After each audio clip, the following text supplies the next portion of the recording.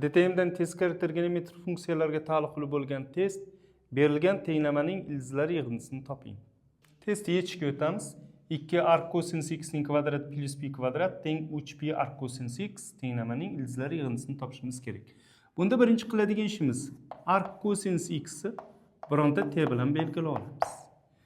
Bunda bo'ladi 2 arc cosinus x kvadrat bo'lgani uchun t kvadrat plus pi kvadrat teng bo'ladi 3pi t bo'ladi.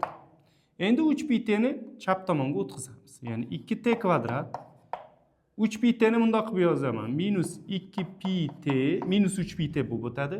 Plus pi kvadrat minus pi t qilib yozaman. Teng 0. Ya'ni minus 3pi t bo'ldi. 2t ni qavsdan chiqaraman ikkalasidan. Ya'ni t minus pi bo'ladi. Bunda minus t ni pi ni qavsdan chiqaraman, minus pi ni qavsdan chiqarsam bunda bo'ladi t minus pi bo'lib qoladi. Teng 0. T minus pi ni ikkalasidan qavsdan chiqarsam t minus pi ko'paytiruv 2t minus pi bo'ladi. Teng 0. Bundan t1imiz pi ga teng chiqadi. T2imiz topsam pi taqsim 2 chiqadi. Endi t ni o'rniga arc cosinus x qo'yaman.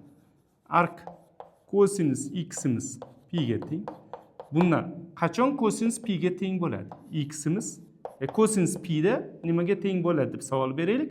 Cosinus pi da minus 1 bo'ladi yoki arc cosinus minus 1imiz pi ga teng. x1 chiqdi. Endi t2 ni o'rniga ham arc cosinus qo'yaman. Arc cosinus x teng pi taqsim 2.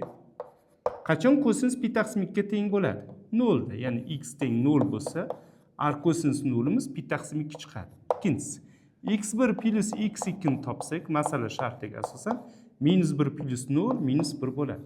Tenglamamizning javobi minus 1. Berilgan testimizning javobi B. Bu test professional ikkinchi qismida olindi.